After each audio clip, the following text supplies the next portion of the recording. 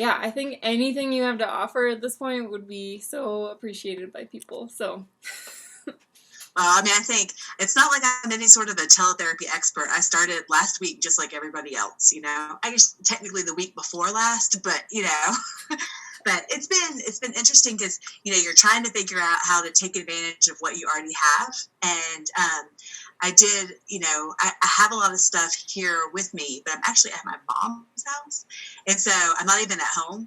And so it was one of those things where, like, I realized I was going to be leaving. I realized it was probably going to be a while, so I just grabbed a whole bunch of stuff. And I have this, like, binder.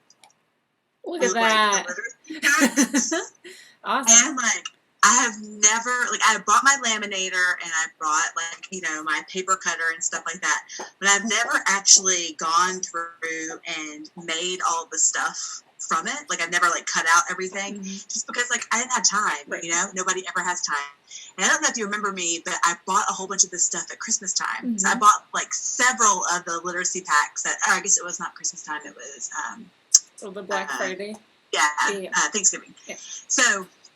luckily, I was pretty organized, and I had everything already in, like, all of these, like, different, like, the sleeve protectors. And so what I did was, since it doesn't do me any good to have manipulatives now, you know, what I did is I just, like, hold it on my lap, and, like, these books are perfect because they're a great size, because you can do a lot of, like, hi, and you can also, because they're soft back, you can fold them so I can focus just on the page that I want them to see. Yes. And they can still see my face. So I can say, you know, do a lot of Sam and Allie and Charlie, you know, just doing a lot of sort of like reading along and pointing to what I'm reading, but also still letting them see my face, you know? So that's been working really great. And then since I have like the literacy pack stuff here. So in the literacy pack, you have the same stuff every time. I know that you know this, but you have like the writing words, you have phonemic awareness, the narrative plot, the WH questions, or comprehension questions, spelling, and vocab. And so depending on what the kids' goals are, I just kind of go through and I make things like I will just like talk about different things. And one of the things that I've been doing is the company that I work for, we're actually building our own proprietary teletherapy platform, which we had already started. Yeah. We had actually already started it before all this stuff happened, but now it's just being rolled out a little bit more aggressively. Oh, good. But, like, you could still do plenty of things with just, like, a whiteboard and, like, these little books and conversation. So, like, for writing words, the words spot and dot. So spot and dot were on here as something, and on the page, so the book that I've been using a lot this week is Llama and Pajamas, and I do everything with the kids multiple times. So like I'll do it today, I'll do it tomorrow, but we'll talk about different things. And on this page, it says that they all pick out their pajamas with stripes, with spots, and with dots. And so when you look at this one, I always push it really close to the kid so they can see it. And spots and dots are pretty much the same. So like I'll point that out and let them sort of discover it. And I'll like write out spot and dot. And then I will, like if they didn't totally get it, I'll just draw it out on the whiteboard and I'll say, like right now I would be talking about how the two words rhyme, but then there was something even more special about them, you know, they look alike. I talk about how the ending is the same, you know, and just do a lot of this. And then, you know, how they also, their ending is the same, but they also look alike. And then you can even go further with spot and turn it into a multiple meaning word lesson. So like I'm doing something now to kind of like engage the kids. And then what I've noticed is that if you're drawing things, they like that. And even if your drawing is bad, they really like that. But like I'll say, look, here's my shirt. If I'm wearing like a black shirt or whatever, I spilled orange juice on it. Can you see it? That's a spot on my shirt. You know? And so, like, just doing things like that with a whiteboard to just expand anything that's there so that I can make the book last for the whole session. Wow. Or at least as much of it as possible, you know? Do you have you tried any writing on the screen? Like, I have this Wacom tablet that I use for graphic design with a pen. Have you had any luck with that, or is it hard because they can't see your face then? So I like it for them to be able to see my face, especially with some of the ones that have autism or some of the ones that are younger. I have found that they stay engaged longer. But as far as like writing, the proprietary platform that my company is developing, it does have a whiteboard and it kind of comes out to the side and you can write on it, but you can also put like different stickers and stuff on it. And so I think depending on the kid, that could definitely work. And there are some kids that I have just done things electronically because I can also share that whiteboard with them and then they can write stuff back to me. And I haven't used a Wacom tablet, but I could see that would also be helpful for drawing this stuff up, you know? It just, I guess, probably depends on whether or not the kid needs to see you, you know? Cool. That's amazing. Thank you for sharing. Well, you're welcome. I mean, I will say, like, this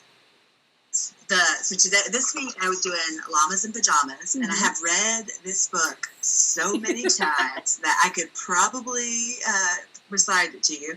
And, like, there's a lot of really good vocabulary words in this one because it talks about, like, frilly and silly, and, like, a lot of those words are really fun to say, you know, and there's a lot of, this one has, like, the "ite," so it talks about, like, delight, midnight, tonight, and so talking about those things, there's just so much that when you're reading it, you can point out, and so just by, like, familiarizing myself with, like, one of the literacy packs, I easily go through the book with some sort of exercise 3 or 4 times a day, and because I feel like I'm one step further removed from the kid and I'm seeing the kids 3 days a week, I'll typically go over it every day that week, you know, but just go over a different aspect of it.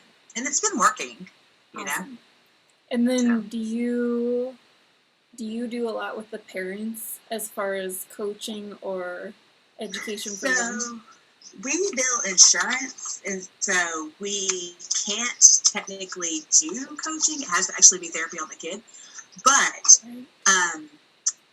a parent is almost always sitting there. If it's a child that's young enough that I'm doing the literacy pack with them, the parent is almost always there. So what I'll do is I just start with the kid, and it's just me and the kid. And then if I need the parent to jump in, then I'll ask them to kind of help. And then at the end of the session, you know, I'll say, okay, I need to talk to your mom for a second. And then we'll talk about scheduling the next appointment. And I'll just summarize what I did. And I'll tell them what they could do and, you know, how they could sort of make it go. How they could do the same sorts of activities when they are reading a book to their kid. So I've been able to use a lot of those sort of like, you know, ask the question again or repeat things or, you know, ask them to summarize the book before you even start, you know, and just doing things like that. And I think some of the parents are starting to pick up on some of those activities. And they've also, by this point, heard the book.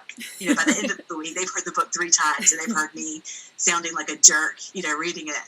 And as I mentioned, I'm in Charlotte, so like I'm here, and my sister's here, and my husband is here, and we're all staying with my mom. And my sister is like, "From your room, it sounds like you're doing a TV show." And I'm like in here going, "Spot and dot."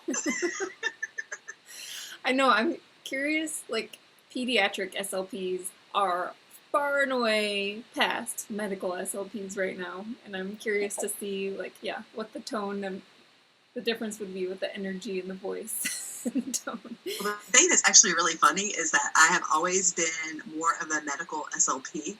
Like, that's actually what got me interested in the profession, but right now I'm working in a school, and so like it's a school, but we're on a medical model, and so it's just really interesting because I've had to turn on the, like, you know, and a lot of, like, you know, like hiding and stuff like that. And I know a lot of my coworkers are like doing a great job with like stuffed animals and like, you know, this is talking about pajamas. Like, I guarantee you one of them would put on pajamas, you know? I'm not that good. But there are a lot of things like that. Like, if you focus, like, with these, because there's so many ideas, you can kind of build on it. You do all the hard work. I don't have to figure out anything. So I can sort of build on stuff even on the fly, you know? And that's made it easy for me. And I also have, like, a lot of, like, little figurines and stuff like that. So, you know, I know one of them's about a cow, so this little guy is going to make a huge appearance. And it's also really fun to, like, take little figurines and, like, get it really close to the camera. Yeah, I'm already mesmerized. I'm like, whoa. Yeah. So there's a lot of, like, because I was doing a session with a 2-year-old, and it worked. And I was just like, look what I've got. You know, and then she'd, like, guess, like, she'd, you know, say moo or whatever. And so, you know, it's fun.